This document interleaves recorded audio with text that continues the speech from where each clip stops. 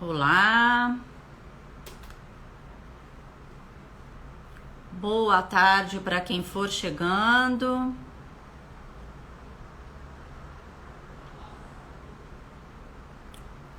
Vamos lá, quem for chegando, boa tarde. Boa tarde para todos. Como é que vocês estão? E mais do que isso, como é que vocês se sentem a esse assunto em relação à parte burocrática ao empreender? É algo que assusta vocês? Olha lá, Ricardo já entrou. Tava dando aqui boa Oi, tarde boa para quem está tarde. chegando. Esse é o Ricardo Coelho, bacharel em Ciências Contábeis. Ele vai saber se apresentar muito melhor. Mas eu estava falando aqui, Ricardo, que eu acredito que as pessoas ainda tenham muitos medos em relação a empreender na parte da burocracia. Eu fiz uma enquete, ela estava em 100% falando que sim. 100%? É, A gente tem que 100%. diminuir então um pouco isso, E com então, é isso certeza. que agora há pouco eu postei também no Stories uma outra pergunta falando: se você tem medo, se você tem dúvida, vem aprender com quem sabe, né? Vamos falar com quem sabe, não Isso é aí, vamos verdade? lá. E aí, deixa eu ver, a pessoa está chegando, mas acho que você, de qualquer maneira, de repente pode se apresentar, porque a gente acha que tem hoje bastante coisa para abordar, para cobrir. Então, a palavra está com você. Primeiramente, agradeço muito que você tenha aceito esse convite para estar na jornada e principalmente para estar aqui hoje também, doando um pouco do seu tempo, porque eu sei que deve ser uma loucura, né? Principalmente no final do ano, com tanta coisa para fechar, para fazer. Mas, Acho que agora nem tem época mais, né, Cláudia? isso é verdade. Antigamente o contador corria na época do imposto de renda e no final do ano, mas agora o ano todo é corrido. O que é bom, Você não- então, né? Claro, é bom. Mas eu não sei se você quer esperar mais um pouquinho antes não sei, você que manda, É, antes de pode começar ser. para as pessoas entrarem, não sei. Esse pessoal vai chegando, né? E vamos torcer também. Não sei se onde você tá choveu aí forte. Não, ainda não. Nada? Nada.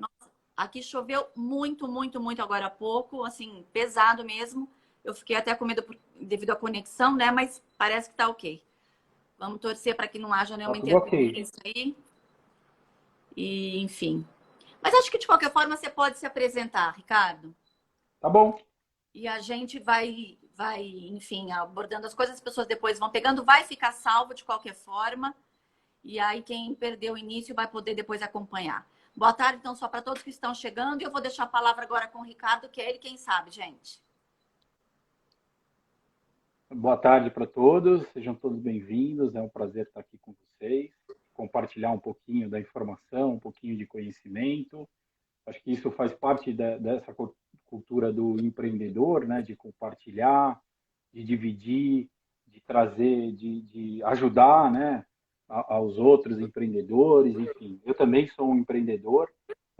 Eu comecei o meu negócio em 1995, eu tinha na época 17 anos. Naquela época, a gente tinha uma formação no colegial, você podia fazer um colegial técnico em alguma profissão, em alguma área, e eu já escolhi fazer um técnico em contabilidade e iniciei a partir dali já um estágio num banco. E depois disso, quando eu entrei na faculdade, eu já comecei esse escritório. Então, eu tinha 17 anos e comecei a LCR Contadores. Hoje a LCR Contadores vai fazer 26 anos. Eu tenho 43 anos hoje. E comecei esse escritório do zero. A gente começou com uma mesinha dentro de uma empresa que precisava de um contador. Comecei por ali e a partir dali eu comecei a atender essa empresa. Depois atendi outras empresas do grupo e as pessoas permitiram que eu atendesse também empresas de fora. E foi assim que nasceu a LCR Contadores. Hoje a gente conta lá com um time de 75 pessoas e uma carteira de 700 clientes. Uma coisa bastante incomum na área contábil é o contador ser especializado. Normalmente, o contador atende empresas de todos os tipos, de todos os portes, de todos os segmentos de atuação, e isso eu não acredito. Eu acredito muito no especialista e não no generalista. Então, eu sempre tracei o meu caminho atendendo empresas prestadoras de serviço, empresas patrimoniais, offshore. em empresas em recuperação judicial. Então, eu não sou o escritório tradicional que atende comércio, indústria, terceiro setor e serviços, né? Eu acho que essa é uma diferença importante. Trilho um caminho junto com, a partir de 2005, eu passei a fazer, a convite, eu passei a fazer palestras para empreendedores, tanto aqueles empreendedores que queriam construir um negócio do zero, quanto aqueles que vinham do mundo corporativo, vinham de uma carreira como executivo, estavam passando ali por um momento de transição, normalmente junto com uma empresa de outplacement, e comecei a fazer palestras divulgando, tentando desmistificar essa questão de prestar serviço como pessoa jurídica. Eu acho que isso combina muito também com os modelos atuais, né? O que os millennials pretendem, né?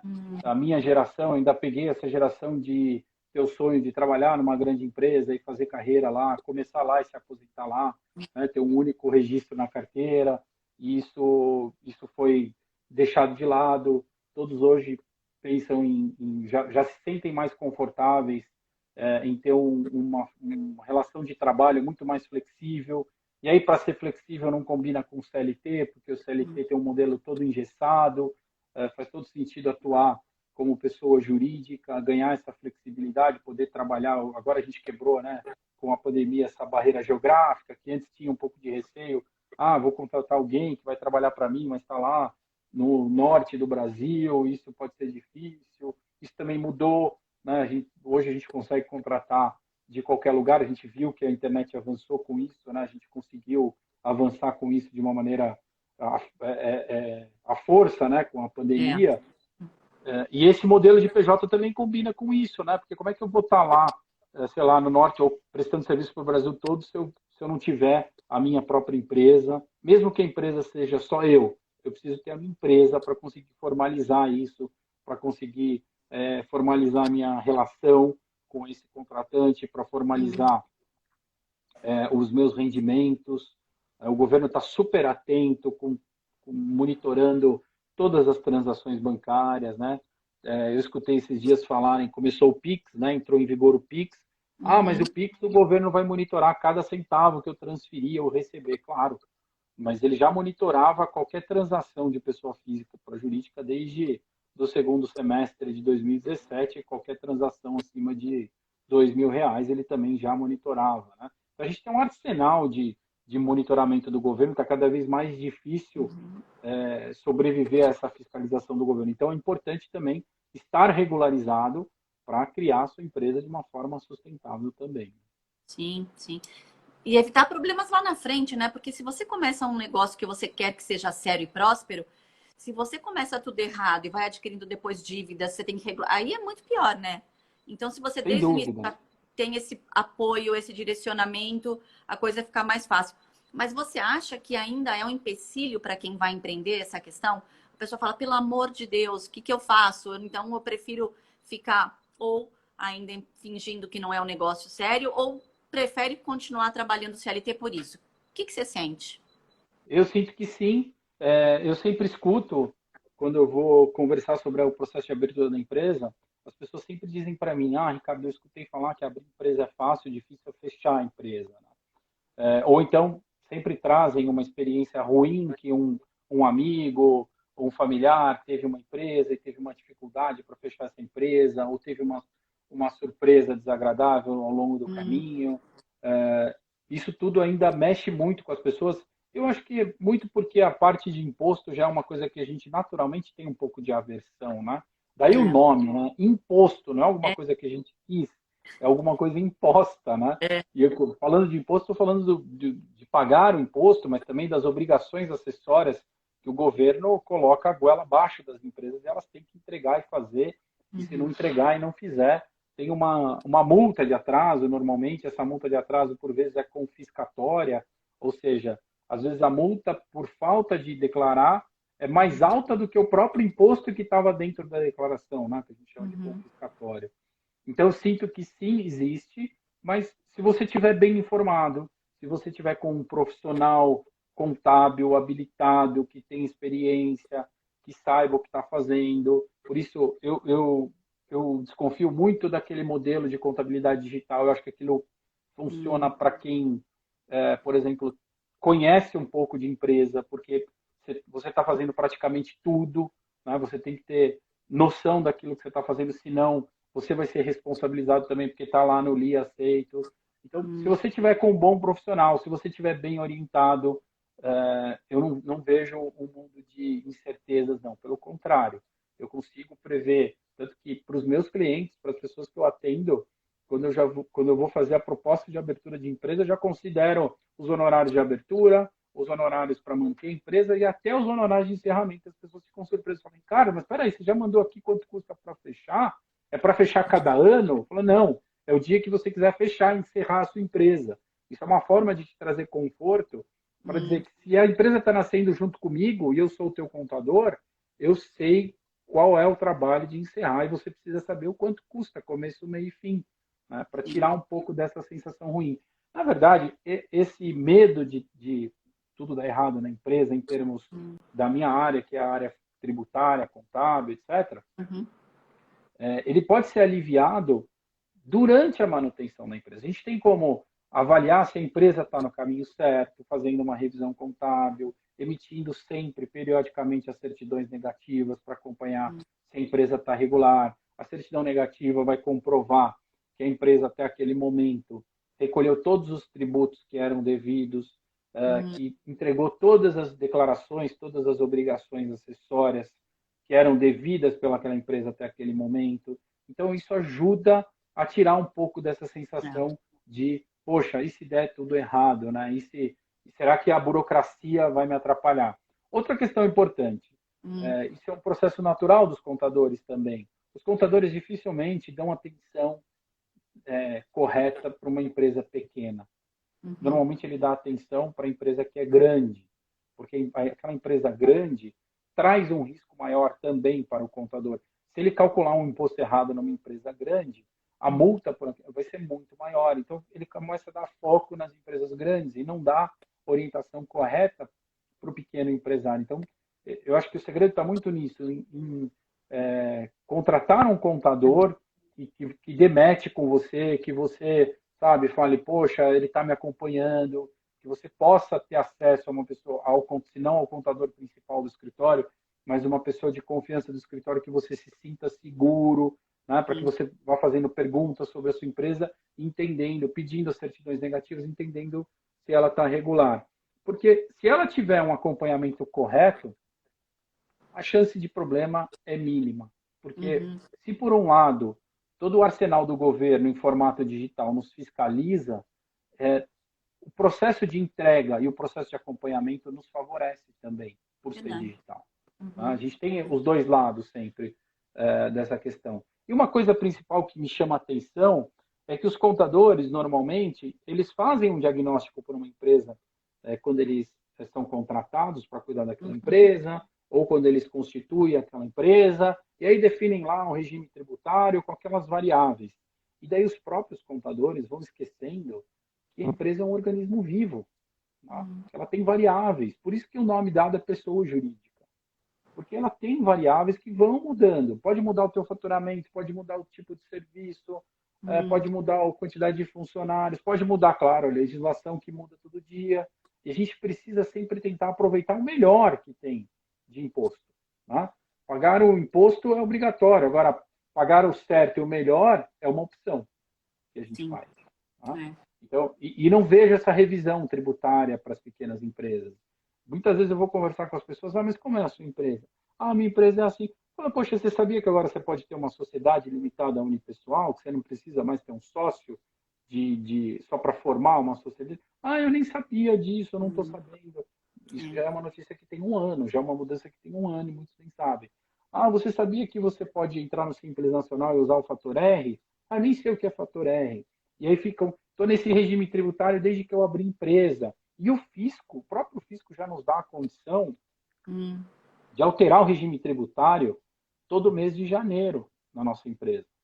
Isso não tem custo, não custa nada, não é uma alteração contratual na empresa, não é uma alteração de cada...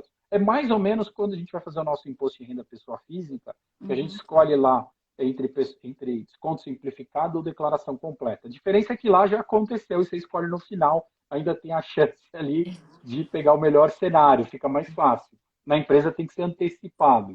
Então, em Ah, janeiro, eu tenho o direito de escolher qual é o melhor regime tributário para a minha empresa para aquele ano fiscal. E muitos nem sabem dessa informação, não fazem essa troca.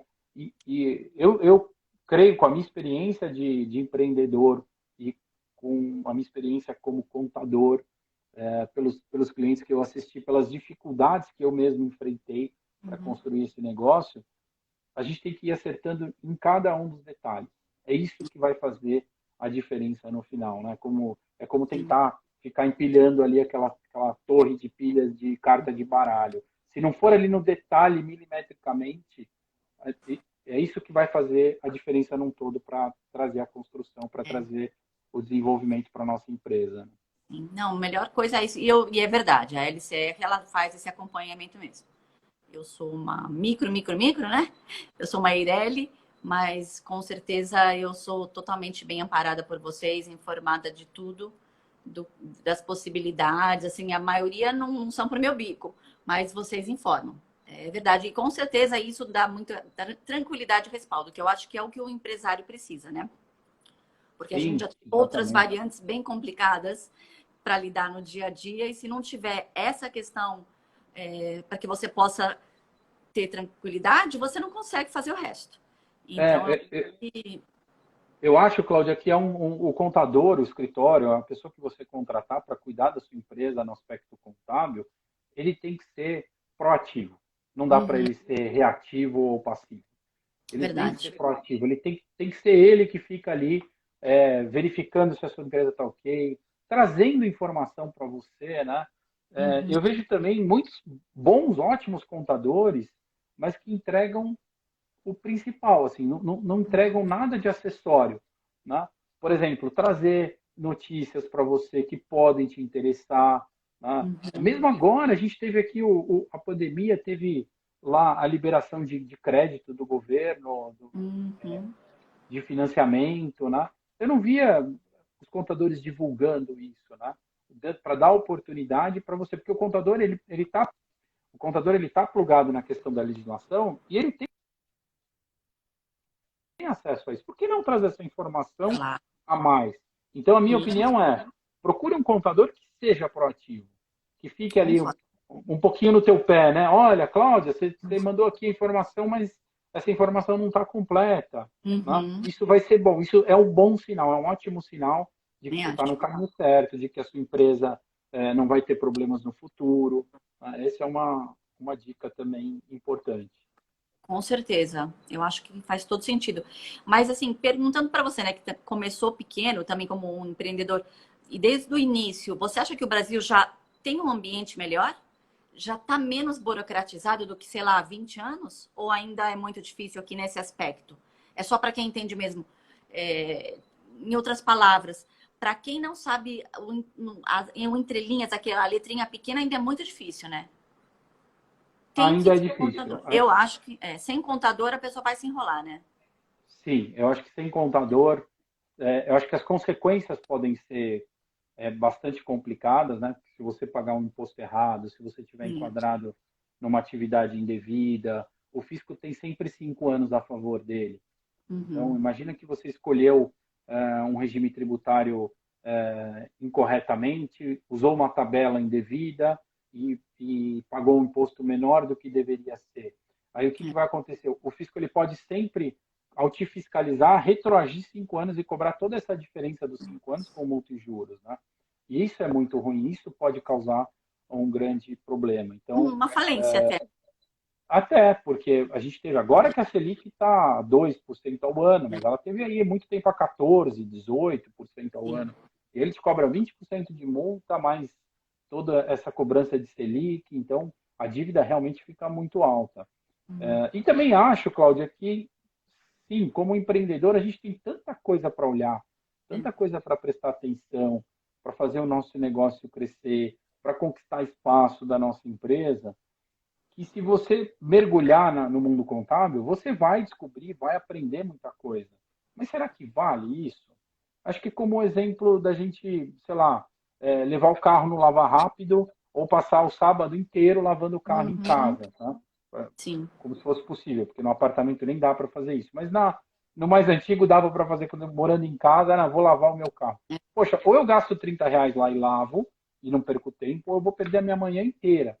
Se essa manhã toda eu consigo trabalhar e fazer mais dinheiro do que os R$ 30, então eu estou fazendo um péssimo negócio de eu Exato. mesmo lavar o carro. Eu acho que com a contabilidade, como qualquer outro tipo de serviço, de necessidade que a sua empresa tenha, se você está gastando o teu tempo fazendo aquela atividade, você poderia faturar mais, pagar aquela atividade e sobrar para você, então você tem que mudar esse teu conceito. Porque, claro, mas é que eu estou no começo, muita coisa você vai ter que fazer mesmo. Uhum. Mas não acho que você deva arriscar na contabilidade, porque pode Concordo. ganhar proporções de multas que são desnecessárias, vão ser muito prejudiciais. Né? Não, esse exemplo que você deu dessa conta de que com esse mesmo tempo que você faria, quantos clientes você traria ou quantos. É isso que tem que Quantos pensar. negócios você O fecharia teu código exatamente? é esse, né? Então, assim, a pessoa não. Você não vai fazer tão bem quanto e vai deixar de fazer o que você faz bem. Então, não vale a pena o risco, o desgaste. Nossa, eu acho que você tocou num ponto excelente. Concordo Perfeito. plenamente. Plenamente. Assim E como a eu gente tenho também. assistido, Uhum, outras pessoas me consultarem porque uhum, seguiram um caminho de uma contabilidade online, não vou falar o nome de nenhuma delas porque eu não posso, uhum, e a contabilidade faz muito isso, a contabilidade online faz muito isso. Você entra no site deles, é um li aceito gigantesco que vamos combinar que ninguém lê, né? uhum, E ali está escrito que se você não colocar a informação certa, que se você não colocar a vírgula certa, o ponto certo, a responsabilidade é sua. E que se você não colocar no prazo certo, ele também vai uhum, te cobrar um valor diferenciado. Então uhum. é a mesma coisa, você está gastando o teu tempo ali, É. ao invés de deixar o contador fazer, você está fazendo por ele, mas pela internet. Está Não, e gastando o ainda teu tá tempo da ficando no mesma risco, forma. né? E E está ainda tem o comprando risco. risco. Exatamente. Porque se você ainda fizer algo errado, até por desconhecimento, você pode ter problemas. Então, assim, complicadíssimo, né? Não vale. Não Porque vale vai a estar lá pena. no li aceito que a responsabilidade é integralmente tua, né? Sim. nesse aspecto. Né? É. Eu acho que isso o brasileiro tinha que entender, né, mais. Eu acho que essa questão, porque essa coisa da gente querer sempre dar um jeitinho, resolver, isso acaba tirando muito da nossa competitividade, da nossa possibilidade de fazer o certo, né? Trazendo problemas sérios para o sucesso do negócio. Então, eu acho que essa conta podia ser uma coisa para o brasileiro começar a pensar diferente, realmente. Trazer Sim, pessoas de expertise que vão ajudar no negócio, não tem jeito. sim, você estava falando também da parte burocrática, né? Se melhorou. É, eu acho que ainda tem um grau de dificuldade complexo, porque a apuração dos tributos não é fácil. Mesmo do Simples Nacional, a gente Uhum. brinca muito em palestra de Simples Nacional falando que a gente só não consegue explicar por que o Simples Nacional tem esse nome, porque ele não tem muita coisa de simples. Né? Uhum. Ele tem lá 5 anexos, enfim, fator R, Sim. uma forma de cálculo que tem que ser mudada todo mês.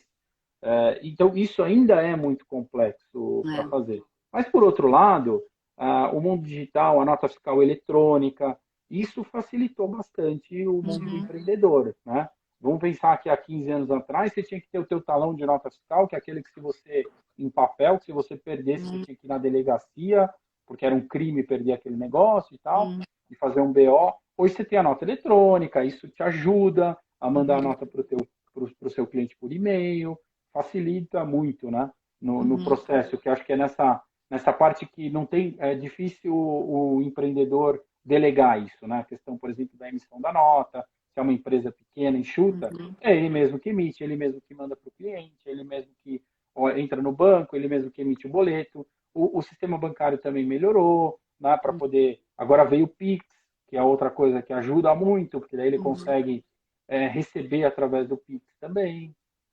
Sim. Então, nesse aspecto, ajudou. Mas no aspecto de calcular imposto, de entender o Ah, imposto, de diferencial de alíquota de um estado para o outro, de uma cidade para nossa outra, Senhora. nada disso melhorou ainda. Né? Tem uma promessa da reforma tributária, então até com uma Hum. pressa agora de tentar avançar nesses últimos 20 dias, 22 dias de dezembro que Hum. restam, mas eu acho difícil que seja aprovado Ah, assim tão rápido. também acho. Deixa eu até te fazer, eu preparei aqui várias perguntas, mas antes da gente entrar mais na questão aí do empresário, Deixa eu te fazer uma outra pergunta que eu acho que algumas pessoas podem também ter muito essa dúvida.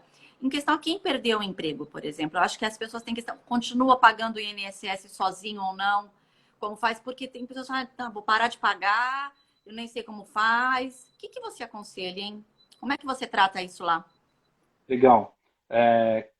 Existe uma forma de continuar, se manter como segurado do INSS, né, com Uhum, direito a todos os benefícios, inclusive para a contagem da aposentadoria, que é um recolhimento facultativo. Né? Como o nome já diz, é um recolhimento espontâneo.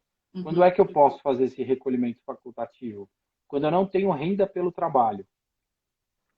Então, se eu estou em transição, não tive renda pelo trabalho, eu posso optar por recolher o meu INSS como facultativo para me manter na condição de segurado. Eu acho que faz todo sentido fazer esse recolhimento para aqueles que ainda não são aposentados. Aqueles que uhum, são aposentados, daí não tem o menor sentido recolher. Porque a gente continua contando esse tempo de trabalho, esse tempo da transição, para efeito da nossa aposentadoria, conta como tempo de trabalho, apesar de não ter trabalhado, eu fiz o recolhimento como facultativo, então isso conta como tempo de trabalho e eu me mantenho na condição de segurado do INSS uhum, também, por até 2 anos fazendo esse recolhimento. Então, sim, recomendo. Está em transição, você tem o seu histórico lá como CLT, vamos combinar, uhum. e como CLT a gente não tem escolha, né, para Sim. recolher o INSS. Ele é obrigatório, a gente tem que recolher e ponto final. Então, você normalmente as pessoas que têm um histórico de trabalho CLT já têm lá no INSS o valor recolhido pelo teto. Faz todo sentido manter também essa média, porque a aposentadoria depois da reforma previdenciária, né, a nossa aposentadoria vai ser apurada pela média de todas as nossas contribuições. Claro que as contribuições também são corrigidas, né? Então, a contribuição que conta lá, sei lá, a partir de julho de 1994 é que ele faz a média. Então, se eu me aposentar agora, em dezembro de 2020, ele vai, para efeito de tempo de trabalho, ele vai contar tudo que eu trabalhei, independente de quando eu comecei a trabalhar. Para efeito de apuração do meu benefício da aposentadoria, ele vai contar a partir de julho de 1994, que foi quando a gente teve a implantação do Plano Real, né? Uhum, E vai fazer a soma e a média simples dessas contribuições. Então, cada mês que eu tiver um recolhimento inferior, vai influenciar de forma negativa lá no meu benefício. Então, faz sim. todo sentido manter, durante o período de transição, durante o período que eu não estiver trabalhando, manter para se manter segurado, né? Manter o recolhimento facultativo, manter a contagem do tempo e, se possível for, fazer este recolhimento também pelo teto de contribuição para Hum, influenciar positivamente nessa média. é. Os Essa é seus uma clientes, a informação maioria mantém. mantém, sim. Mantém, né? É, Só é os que são importante. aposentados que não recolhem esse Tá, facultativo. entendi. Deixa eu ver aqui das perguntinhas. Você diria que existe qual seria o principal erro que a pessoa comete quando ela empreende sozinha, sem ter um contador? Existe alguma coisa que você fala, meu Deus, peguei esse erro de novo, sempre isso? Existe alguma coisa nesse tipo ou não? Existe. Hum, Normalmente é um erro de enquadramento de atividade da empresa que tem uma Uhum, consequência na apuração do imposto. Né? O contador, o profissional que orientou a pessoa, normalmente quis fazer dizer o que a pessoa queria ouvir, que seria pagar menos imposto, Ah, tá. mas dando um jeitinho, enquadrando ela numa atividade que não representa exatamente o serviço que ela presta. Esse é um Uhum, dos erros mais comuns e as pessoas que eu atendo que estão com esse problema dizem assim, mas a orientação que eu tive é que não tinha problema, que isso faz parte, tem a ver um pouco com o que eu faço, que o uhum, risco seria mínimo do fisco encontrar a minha empresa, porque a minha empresa é super pequena, eu emito uma nota uhum, fiscal ou duas por mês. Não é mais assim, né? O fisco ele nem perde tempo, é tudo digital. Então, uhum, aquela empresa que contratou o serviço da sua empresa, aquela grande empresa que contratou o serviço da sua empresa, ela é obrigada a entregar o que a gente chama de ECD, Escrituração Contábil Digital, uhum, que nada mais é do que um sistema de contabilidade com item a item, com lançamento a lançamento da sua empresa, inclusive aquele lançamento que pagou a nota da sua empresa, dizendo para o governo, estou pagando aqui uma empresa com essa atividade. E o fisco cruza isso, porque ele sabe quais são os códigos de serviço que são utilizados para isso. E aí te manda uma intimação, fala, eu queria que você me explicasse qual é o tipo de serviço que você está prestando para essa empresa. E serviço tem um problema grave, porque é intangível, né? O serviço já foi, ele já aconteceu. Então, se a gente tiver que provar se a gente fez o serviço A ou B, fica muito difícil. Mas o fisco, na tentativa, se a gente já não assume o erro, ele faz uma coisa que a gente chama de circularização. Ele vai lá e manda uma notificação para o teu cliente falando o que ele fez para você.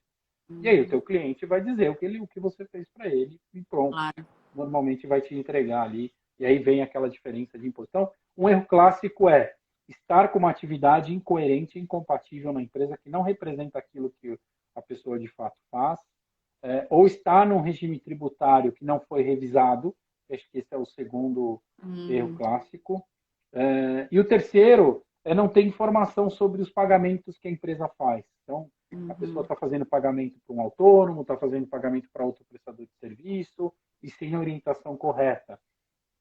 Ela está deixando de fazer retenção de imposto desse fornecedor que é obrigatória, e a conta também fica para ela no final do dia. Então, acho que eu colocaria esses três clássicos aí de Uau. principal erro no começo. Imagino. Uma coisa agora, bom, estamos na pandemia aí, né? Acabando o primeiro ano, entrando no segundo ano de pandemia. A gente, né, anda pela rua, não sabe, vende, aluga, lugares que a gente às vezes viu ali por anos fechados. Então, a verdade é, muita gente quebrou. Muita gente em dificuldade. Dos que não quebraram, dos que estão em dificuldade, existe alguma coisa para tentar, nesse momento, equilibrar os pratinhos? Tem alguma coisa que quando, sei lá, um cliente procura, Ricardo, o que eu faço para tentar diminuir a minha carga nesse momento, para ver se eu tenho uma longevidade? O que você diz para essa pessoa? Os regimes tributários que são escolhidos pelas pequenas, são que cabem às pequenas empresas, são dois regimes tributários, o Simples Nacional e o lucro presumido. Esses dois regimes estão baseados na tributação quando a empresa tem receita. Quando a empresa vende, tem faturamento. Quando a empresa não tem receita, não há imposto a ser pago, porque o imposto não é baseado no lucro, o imposto é baseado na receita. Então, se eu tenho a minha empresa, se eu presto serviço como pessoa jurídica, tenho a minha empresa, mas eu não tenho prestação de serviços, eu não tenho imposto para pagar. Eu só vou ter um único imposto anual. Aqui na cidade de São Paulo, esse imposto é de R$ 170 por ano, que é uma taxa de fiscalização de estabelecimento. Qual o Então, valor? R$ 170 por ano. Tá. É um valor simbólico, Tá. né? Uhum. Então, se eu não tiver faturamento nenhum na minha empresa, esse é o único imposto que eu vou pagar, o único obrigatório, a única contribuição obrigatória que eu tenho que fazer naquele ano para a minha empresa. Certo. Então, diante disso, o que eu recomendo? Uma negociação, porque a empresa, mesmo que ela esteja sem faturamento, esse também é um erro comum. Por vezes eu me deparo com as pessoas, elas falam para mim, Ricardo, eu não tive faturamento, eu abri a minha empresa, mas eu nunca emiti nota. Então, a minha empresa está aqui na gaveta, eu nem tenho contador. Esse é um problema, porque o fisco ele exige a obrigação acessória entregue da empresa, dizendo que a empresa não teve movimentação. E isso tem prazo para entrega. Então a gente tem aquela falsa sensação, bom, se eu não emitir nenhuma nota, eu não preciso fazer nada. Você não precisa pagar nenhum imposto, mas você precisa fazer a entrega da obrigação acessória. E aí você tem que ter um contador para fazer isso. Eu negociaria com esse contador para ter um valor de honorário diferenciado, né? Que seja por ano, que seja por um período de alguns meses, mas para ter um honorário já diferenciado, reduzido em função do momento que a empresa está vivendo, em função também do trabalho que ele vai ter, que é um trabalho bem menor, porque ele não está ali apurando imposto, etc. E tal. Então, eu acho que os contadores também precisam começar a ter aí uma visão diferente de adaptar, de ser flexível nesses honorários, de acordo com o momento que a empresa está vivendo. Por que não? Por que cobrar o mesmo honorário no mês que a empresa emite nota fiscal e tem faturamento, e um mês que a empresa não emite nenhuma nota fiscal? Por que não poderia ser? Aqui a gente já tem essa cobrança de honorários que é flexível, né? Conforme o momento que a empresa está vivendo. E a gente também tem um plano que a gente está lançando de pagamento de honorário inativo para o ano que vem também. Isso é muito interessante de, como você colocou no início, né? Tem algumas empresas que elas não trazem nenhum tipo de informação adicional, né? Fazem apenas aquele beabá. E isso pode ser um divisor de águas para uma pessoa, né? Que de Sim. repente não vê alternativa e se atropela ali e fecha porque não teve uma orientação. Então, eu acho isso tão importante, Ricardo. Eu estou vendo assim, nós não temos nesse momento até uma audiência que está tão alta, mas que eu vou compartilhar isso, como eu sempre faço com as demais, em todas as redes e canais que eu tenho, porque eu acho isso realmente de extrema importância. Utilidade pública mesmo, né? Tudo que você colocou aqui. Porque a pessoa, por essa falta de informação, ela pode decretar a falência do negócio, ela pode tomar uma atitude precipitada sem necessidade. E quantos empregos, né, a gente já não perdeu ao longo dessa crise? A gente já vinha no Brasil em crise antes da pandemia. Então, eu acho fundamental isso. Tem um outro ponto, Cláudia, Fala. ainda nesse tema, que É. é o seguinte: se você tem uma empresa que é uma empresa prestadora de serviços, né, uma empresa enxuta, uma empresa pequena, que a empresa é você, você também, se o contador não quiser negociar, se você tiver inseguro em manter aquela empresa, os honorários de encerramento, o custo de encerramento de uma empresa e a abertura novamente de uma segunda empresa, se você vier a precisar, isso tem sido um processo menos burocrático. A pandemia também acelerou isso. Aqui na LCR Contadores, nós temos feito os processos de abertura todos digitais. Então, é muito legal que eu escutei a vida inteira aqui nos Estados Unidos você abrir empresa no mesmo dia. É. Aqui no Brasil, a gente já consegue abrir um CNPJ no mesmo dia, se a gente tiver toda a documentação em mãos, né? Caramba. Né? A gente já consegue dar entrada digital e o CNPJ ser emitido no mesmo dia. Isso já é uma Bacana. realidade. Então, você tem 15 dias corridos aí, é um prazo máximo que a gente dá, para ter a empresa funcionando e emitindo nota. Uhum. E como o processo é digital, há uma tendência no mercado de que os custos para abertura e para o fechamento também sejam reduzidos, né? E aí Uhum. também é uma opção fazer isso. Mas isso dando um escopo para aquele empreendedor que é um prestador de serviço. Para aquele empreendedor que tem uma empresa comercial, a burocracia é maior, tanto para abrir quanto para encerrar a empresa. Né? Uhum. Então, porque eu tenho a licença de funcionamento, porque a empresa comercial que compra e vende produtos, ela precisa de um endereço comercial, já não dá para abrir ela em casa, como a gente consegue Uhum. com uma empresa de serviços. Isso foi essa possibilidade de ter uma empresa prestadora casa, ela foi introduzida com aquela lei da liberdade econômica, que Uhum. foi sancionada em setembro do ano passado, que Uhum. dispensou alvará de funcionamento para empresas de serviços intelectuais. Então, Tá. isso ajudou bastante. Agora, não, eu tenho uma empresa comercial, eu tenho estoque, eu tenho controle de estoque, eu tenho alvará de funcionamento. Aí ele tem que repensar mesmo se ele deve fechar a empresa ou não. Aí eu acho que Uhum. não vale a pena encerrar. Mas tem um negócio chamado recuperação judicial também, que pouca gente conhece. Uhum. Acabou de ter uma lei também, que, se não me engano, foi aprovada, está em vias de ser aprovada, para atualizar a recuperação judicial no Brasil. A recuperação judicial seria uma pré-falência. Eu não gosto de falar pré-falência porque parece que você vai seguir a sequência, mas é uma alternativa judicial, uma Uhum. alternativa jurídica para que você, ao invés de pedir a falência da sua empresa, você fala, opa, não estou indo bem, preciso de um Uhum. fôlego. Recuperação judicial, eu ganho um prazo de ficar suspenso de pagar imposto, quer dizer, eu vou empurrar o imposto para frente, não é que eu não vou dever imposto, por 2 anos, Uhum. e eu vou renegociar com os meus credores para fazer um plano de pagamento para aqueles credores. Então, Tá. existe esse processo de recuperação judicial, que é uma alternativa também para uma empresa que já é uma empresa um pouquinho maior, né, que tem lá os seus credores e tal, antes de ir. Eu vejo que isso também é muito pouco divulgado, né, muito pouco Tá. conhecido. E num ambiente que a gente vive, isso vale ouro, vale ouro. Vale ouro. É, eu ia te perguntar exatamente isso, então, meio que, na verdade, você já respondeu qual é a orientação, né, da LCR para as pessoas que procuram em relação a isso. E você falou também que para algumas pessoas você fala que é melhor fechar, que, que isso então é uma opção, porque hoje não tem tanto problema.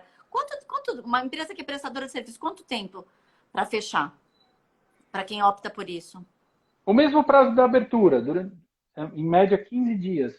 A gente também não Não, tem mais aquela extensão de prazo, porque, de novo, o processo todo também do encerramento agora é digital, mais tá? rápido, né? Entendi. Mais rápido. Deixa eu trocar o meu fone. Eu troquei meu fone. Não, fica tranquilo. Deixa eu ver aqui. Queria até saber se alguém tem alguma dúvida, porque, na verdade, assim, das dúvidas que eu tinha meio que preparado, na verdade, você tem didático. Isso eu já percebi de cara. Gente, deixa eu contar aqui um paralelo. Eu conheci o Ricardo quando eu estava em processo de transição e ele foi fazer uma palestra. E eu achei ele muito, muito didático. Coisas assim que eu nem imaginava. Ele explicou numa aula, assim, enfim, parecia até que eu estava já entendendo do que de tudo, né? Como se fosse possível. Mas é que ficou tão claro quando Obrigado. ele explicava. E aí, depois, quando eu resolvi realmente empreender, que eu não ia mais voltar para o mercado, eu procurei. Então, é isso. Você acabou que os temas que eu tinha trazido, você cobriu, você amarrou de uma maneira tão boa que eu não tenho, no momento, dúvidas. Mas alguma coisa que a gente não tenha, Ricardo, falado e que você acha que é importante falar, ou dicas para as pessoas que estão no momento de dificuldade, sejam elas pessoas físicas ou jurídicas, mas que passa pela sua seara aí, coisas que você acha que você pode ajudar de alguma forma. Eu até faço um parênteses, a minha irmã, há alguns anos, ela tinha um contador, ela era PJ, e ela é super bagunceira, super atrapalhada. Ela tinha uma pessoa para assessorá-la, para emitir a nota lá, mas eu sei que ele, como você colocou, não era uma pessoa também que acho que conhecia tão bem as coisas. Quando ela foi ver, ela estava com uma dívida para pagar, assim, horrorosa. Ela ficou anos para pagar aquilo, de imposto que ela pagou errado. Então, se você até Esse é um quiser... clássico, né? É uma questão que às vezes fala, poxa, eu tenho alguém que me ajuda, tô tranquila. Aonde que a pessoa tem que desconfiar, assim? Qual seria a dica para a pessoa falar, tem alguma coisa errada aí que eu tenho que ver, eu acho que eu tô coberta e não tô? Como é que a gente saca isso? Bom, uma dica é pedir para saber se o trabalho está acontecendo, é pedir de tempos em tempos para o seu contador as certidões negativas da sua empresa, né, para entender se ele vem fazendo o trabalho corretamente, se a sua empresa está em dia com o fisco. Outro Mesmo ponto sendo importante. MEI, mesmo sendo MEI? Sendo MEI, a Não lembro. regularidade pode ser consultada pela própria certidão negativa do nosso CPF, né? E pelo portal do microempreendedor individual, que o MEI tem uma senha de acesso que ele mesmo abre o CNPJ e tal. O MEI realmente, Cláudia, o MEI tem esse sim tem uma boa simplificação da burocracia, das obrigações acessórias, né? O MEI, ele paga um imposto fixo por mês, independente de faturar ou não. Esse imposto é abaixo de R$ 60 por mês, então não é um imposto mais barato de todos. Mas o MEI tem algumas limitações, principalmente se a gente estiver falando de serviços intelectuais. A primeira limitação do MEI é um faturamento máximo de 81 mil por ano, que são R$ 6.750 por mês em média. E a segunda e principal limitação do MEI é que nenhuma atividade intelectual está permitida no microempreendedor individual. São raras exceções. Então, assim, as profissões regulamentadas que a gente tem de prestação de serviço, advogado, contador, médico, psicólogo, arquiteto, engenheiro, nenhum desses pode ser MEI, mesmo faturando dentro do limite. E o fisco não é bobo, porque o fisco criou esse MEI justamente para trazer para a formalidade aqueles microempreendedores que conseguiam se manter informal. Então, por exemplo, se eu sou um engenheiro e queria me manter informal, chegava num ponto que eu não conseguia. Porque eu batia na porta de uma empresa, a empresa falava, bom, eu contrato o teu trabalho, mas eu quero uma nota fiscal de engenheiro. Então, o próprio mercado fiscalizava. Então, o interesse do fisco no microempreendedor individual era justamente em trazer para a formalidade aqueles microempreendedores. Então, nada contra nenhuma dessas ocupações, pelo amor de Deus, mas, sei lá, a gente chamava o pintor para pintar nosso apartamento. E aí você fala, bom, fiz uma benfeitoria aqui, não tá barato fazer nenhum trabalho, nenhuma mão de obra, né? Gastei aqui material, gastei a mão de obra, vou colocar no meu imposto de renda aqui como benfeitoria do meu imóvel. Só que o pintor não tem nota fiscal, não tinha, né? Falei, eu não tenho nota fiscal porque eu sou muito pequeno, então eu não consigo ter, a gente pagava para ele, estava tudo certo. E o governo não tinha como fiscalizar isso. Então esse pintor, marceneiro, eletricista, a moça que faz comida em casa e vende, que faz doce em casa e vende, o artesão, tá? O pequeno comerciante, o vendedor ambulante, todos esses podem ser microempreendedores individuais. Mas aí sim, de verdade, há uma boa simplificação. Tanto é que ele nem precisa ter um contador. Ó, tem uma pergunta aqui, você viu? Quem é MEI com inscrição estadual pode vender produto? Sim, pode vender produto. Pode vender, está autorizado a vender produto. Se a gente entrar lá no portal do microempreendedor, .gov, atenção para o .gov, porque a gente tem certeza que é o site do governo, porque tem vários sites falando de microempreendedores que não é do governo. Então, o portal oficial do governo é portaldoempreendedor.gov.br. E lá ele tem logo de entrada ele tem assim, formalize-se como MEI e o que um MEI pode fazer. E ele traz lá uma lista de todas as atividades. E aí você vai ver que tem lá uma lista grande de comerciante, de vários produtos. Tá? Então, sim, o MEI pode ser um comerciante. E aí, voltando, como eu estava dizendo, esse sim teve uma boa simplificação. Então, não é obrigatório que um MEI tenha um contador. Para os outros tipos de empresa, para as micro e pequenas empresas, é obrigatório, não é uma escolha. Tá? Porque para fazer o cumprimento das obrigações acessórias, você tem que ter um certificado digital de contador. O MEI não. O MEI você vai pagar um imposto fixo e vai fazer uma declaração por ano lá no site do governo dizendo qual foi o teu faturamento, quais foram as suas despesas com aquela operação.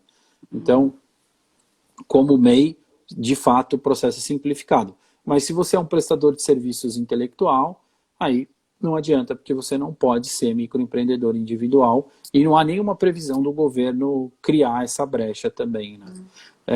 Tem um dado interessante, Cláudia, o governo atingiu, durante a pandemia, a marca de 10 milhões de microempreendedores individuais no Brasil. Que beleza, né? Sim. E para o governo também, isso é uma boa fonte de receita, né? Sim. Porque vamos combinar que nenhum desses tinha, como se diz, a formalização, então não pagava imposto. Por mais que fosse pouco, não pagava. Sim. E o governo agora tem uma receita aí de 10 milhões de mês, pagando R$60 por mês, em média, né? Não, e mostra o brasileiro sendo que ele é criativo, que enfrenta, que vai. Eu acho isso muito bacana. Eu acho isso fundamental. Eu também acho fundamental, mas acho que a gente tem que tomar cuidado quando a criatividade entra no mundo racional da contabilidade. Sim. Porque aí é pão, pão, queijo, queijo. Aí a gente tem que ter o pé atrás. Mas, tirando essa parte, eu acho que faz todo sentido a questão da criatividade, claro, para sobreviver. Não. Eu acho que é porque você tem que se virar nos 30. Não dá para a pessoa simplesmente, né, perde o emprego, ou não tem opção e fica só lamentando. Não. Você tem que se reinventar, tem muita coisa que dá para fazer.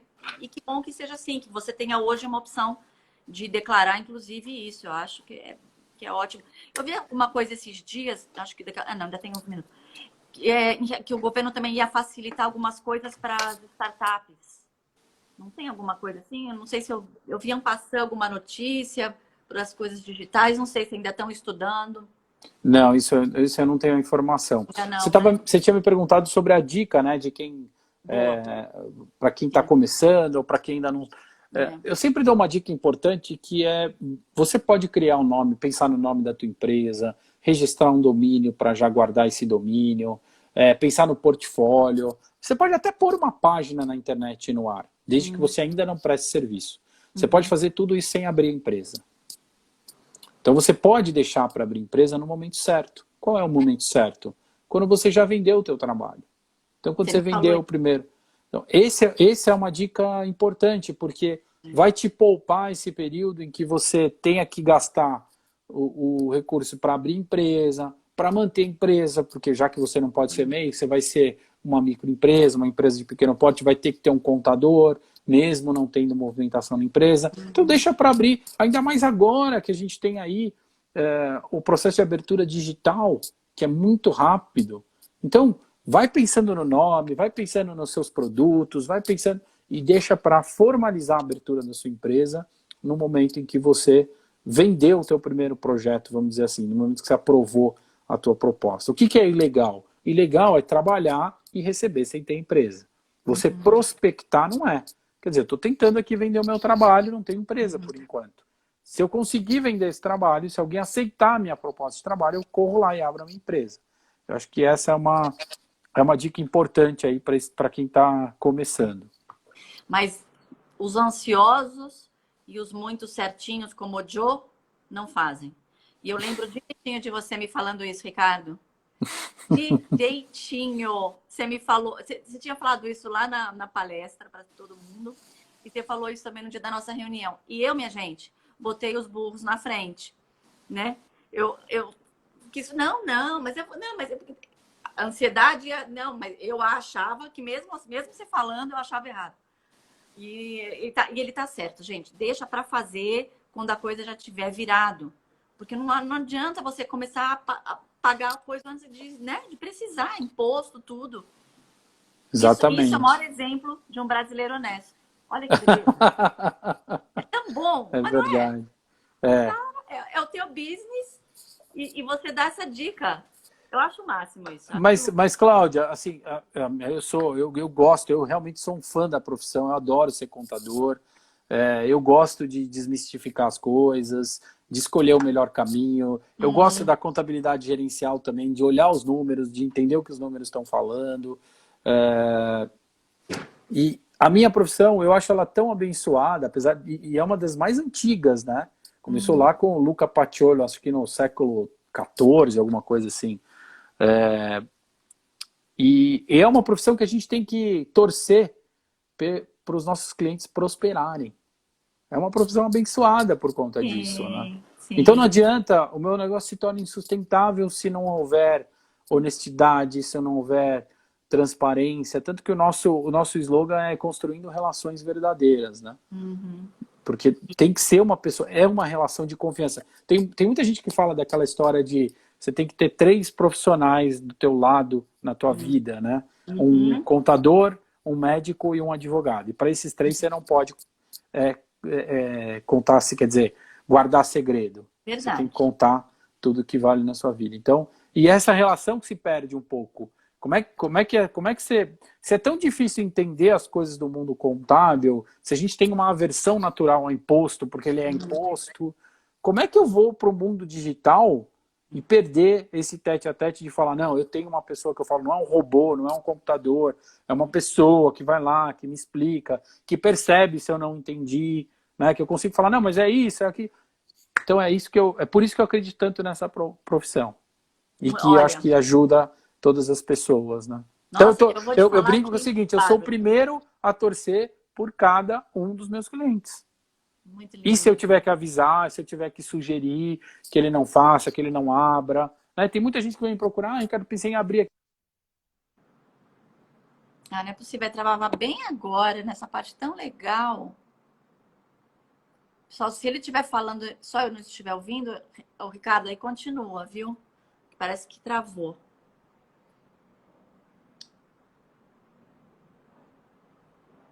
Ah, gente, mentira isso.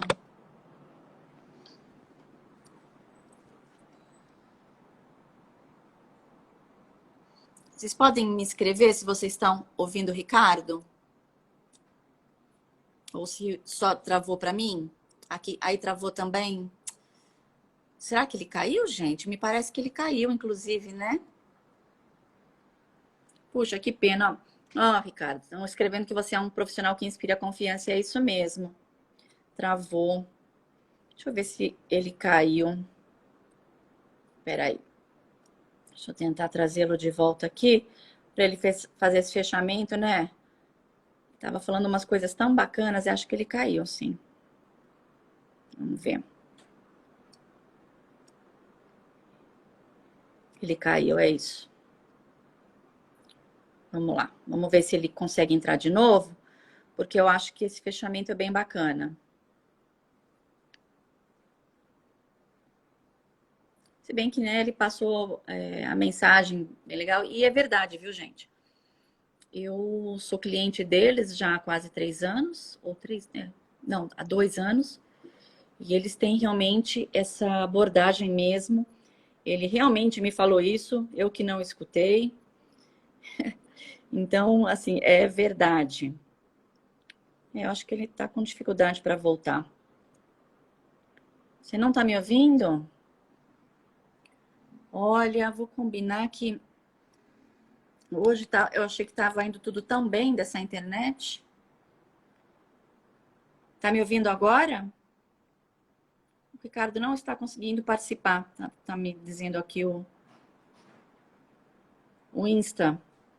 E o pior é que outro dia aconteceu isso em outra live, bem no finalzinho, e aí eu não consegui gravar, gente. Acredita isso? Vamos tentar mais uma vez aqui o Ricardo. Mas se ele não conseguir entrar aí para o fechamento, vocês sabem de qualquer forma qual é o contato dele, e também que é a LCR, né, contadores. Para qualquer dúvida, gente, principalmente se vocês estiverem aí precisando desse serviço, tanto na pessoa física, né, porque todos nós temos que fazer o imposto de renda todo ano, como na jurídica. Como ele mesmo colocou,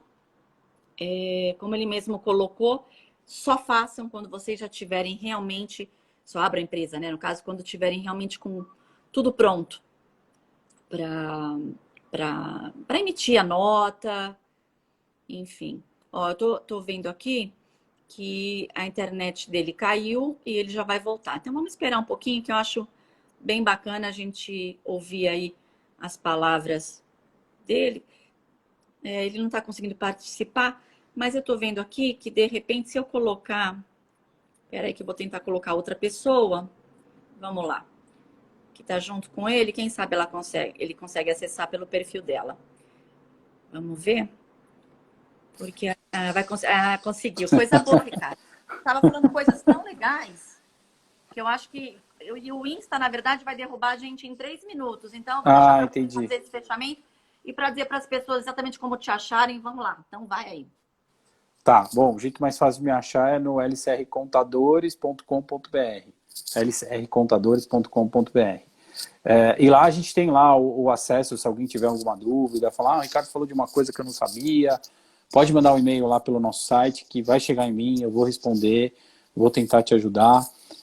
Acho que a dica de ouro é procure um profissional de contabilidade, procure converse com outros colegas que já estão empreendendo, que tenham empresa, que possam também te dar dicas desse início, né, de como começar a empresa, dessa jornada, né, como empreendedor. Lembra que eu acho que um dos pontos fundamentais também como empreendedor é a parte do comercial, né?